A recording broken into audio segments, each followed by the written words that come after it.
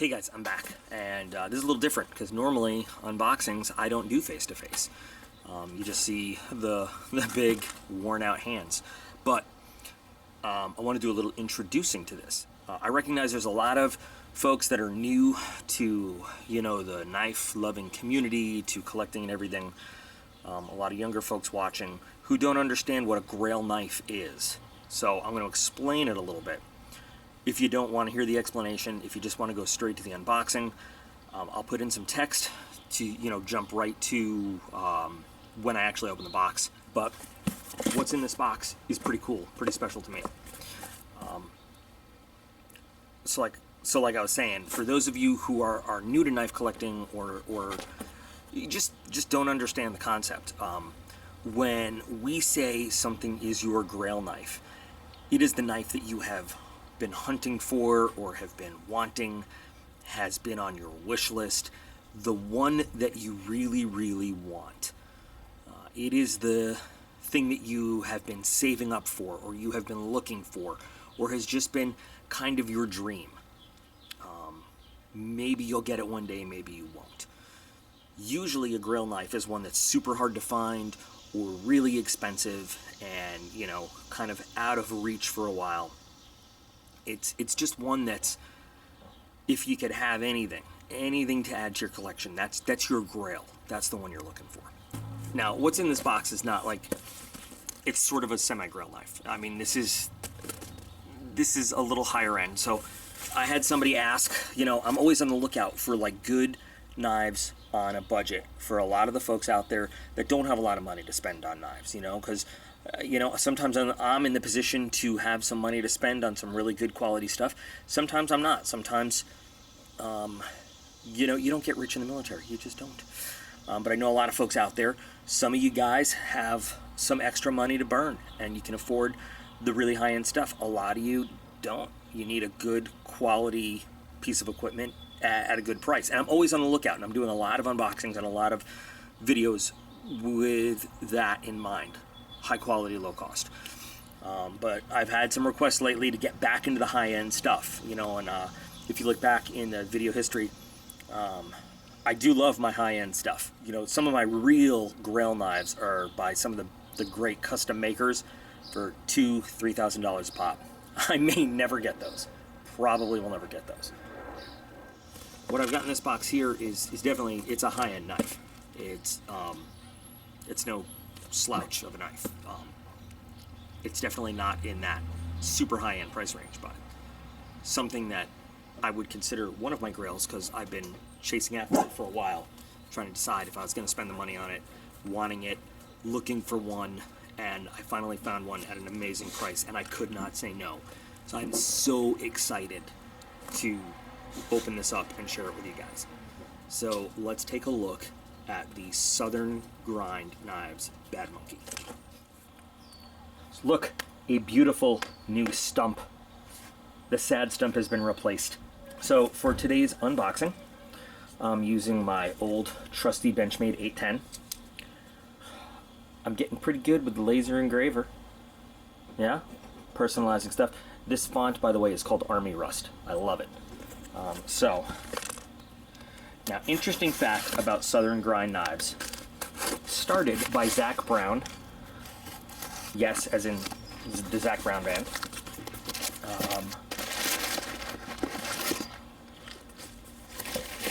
Anything else in there? No, nothing else in there. There is something else in there. It's a paper clip. Alright, so we have the Bad Monkey drop point satin with G10 jade ghost green handle. Zach Brown Southern Grind. All made in the USA. So I'm pretty excited about this. I've been just kind of hemming and hawing and deciding if I was going to get this for a while. So we've got this cool thing. All right. We've got a little assembled and inspected by. And then we've got the actual knife. Now there's the Bad Monkey and the Spider Monkey. The Spider Monkey is a smaller version of the Bad Monkey, basically. Wow. And that is a really nice piece of jade. Now this is the lighter jade. You guys have seen on the channel, I've worked with a darker green piece of jade that I kind of like a little bit better, but this is a gorgeous piece of the jade ghost, you know, that they call. And I'll put a link to a video where I show the darker jade green in the video description, just so you can see the difference. But this is finished beautifully. The machining, wow, perfect centering. Can you see the texture on that? Unfortunately, you would need specialized tools to do any kind of maintenance on this thing. Well, you might be able to get that pivot out there, but you need specialty bits to take this thing apart. I'm not sure why they would do that. But fit and finish on this is absolutely perfect. Gorgeous. I have been debating this purchase for a long time. Go away, bug, that's my knife. Usual retail price on this thing is anywhere between about $245 and $270, depending on, you know, where you find it. And then of course there's more expensive versions, different finishes and everything. Like I said, I got a super great deal on this one. There's your blade steel marking, your little bad monkey on the pivot. Let's start with a nice slow opening. Wow. It's a beautiful blade. With, stone wash, flats, and then satin grind lines. Wow.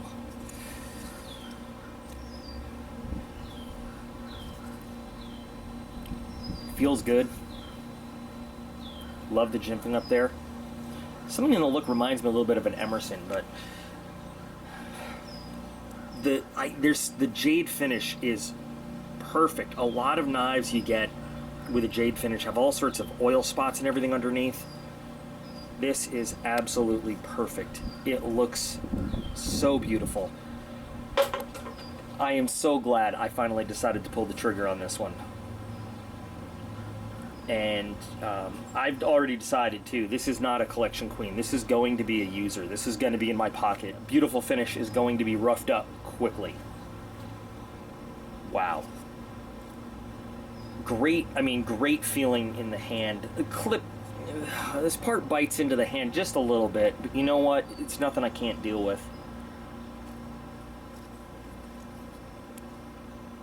It just, the handle is sculpted perfectly for a good grip. Let's see.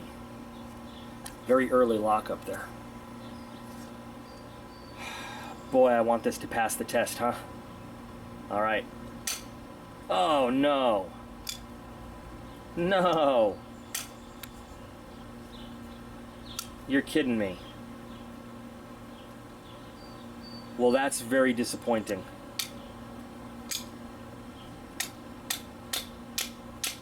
There we go. Maybe it just needed to break in just a little bit. Have we messed with the centering? No, we haven't. Centering is now perfect. There we go. I guess maybe the lock just needed a little bit. You know, it is brand new. I would have been really upset. All right. Maybe the lock just needed a little bit of motivation there, but now the lock seems to be just fine. It is smooth. It's a little tight, but, you know, hand assembled and tuned and everything. I'm sure it'll break in a little bit. Boy, am I glad the lock.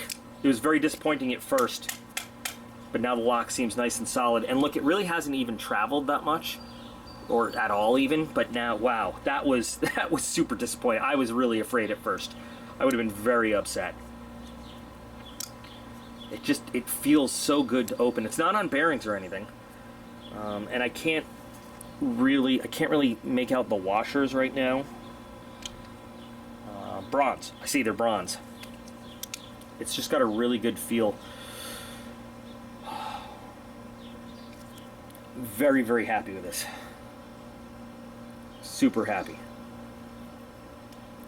Clip being a little short, I'm not sure how I feel about that.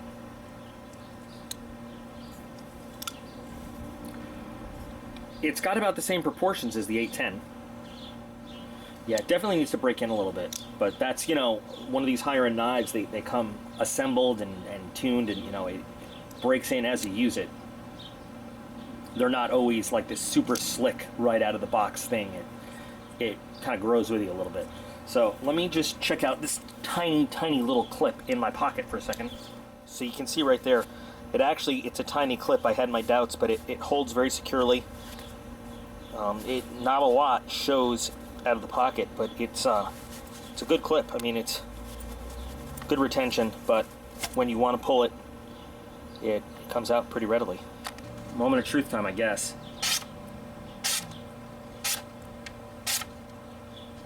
Nice. Very nice.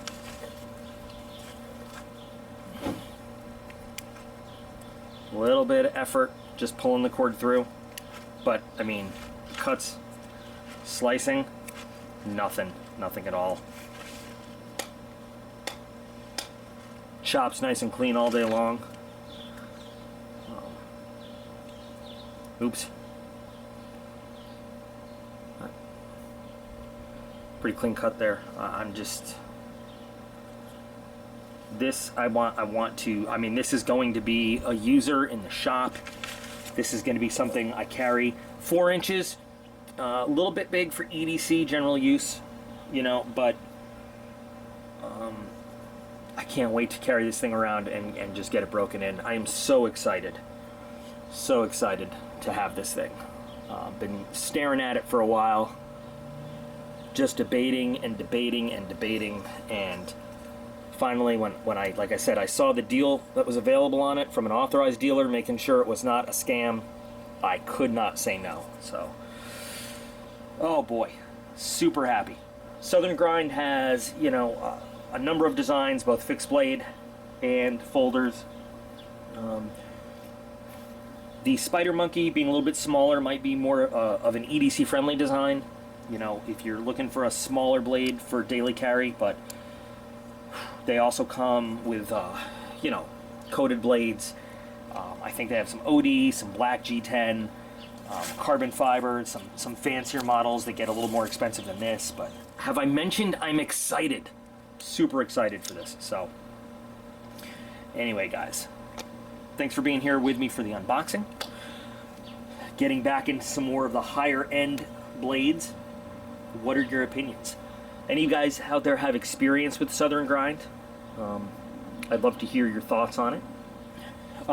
You know, like always, if, you know, as I carry it around and I use it a little bit, you can expect some follow-ups. You can expect some, oh, you know, I just realized just very minimal skeletonization in the liners there, but it really doesn't feel that heavy anyway. I mean, it's got some weight to it, but it doesn't feel that heavy.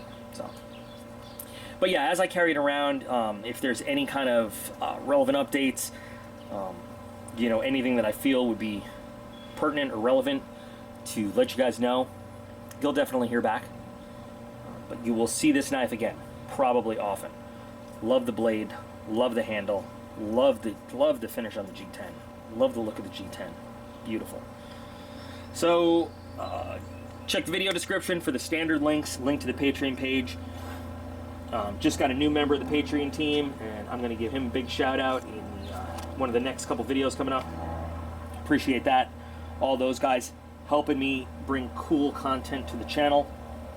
Link to my Facebook page, which is absolutely the best way to get in touch with me, hands down, any day of the week. If you have a request, you just want to ask a question, anything like that. Got a big giveaway coming up, approaching 50,000 subscribers. You guys are so awesome. Still figuring out exactly what it's going to be, but I've got to top the last one. The last one was pretty big, 60 plus items given away. So we'll figure out what we're going to do. If you guys have suggestions, you can hit me up on Facebook, or you can use the link for the email address that I have in the video description, docp96@gmail.com. Looking for questions for the next Q&A video, also in the video description, but QuestionsForDocP@gmail.com. As always, you guys Totally awesome. I always say and really do believe I've got the best viewers in all of YouTube.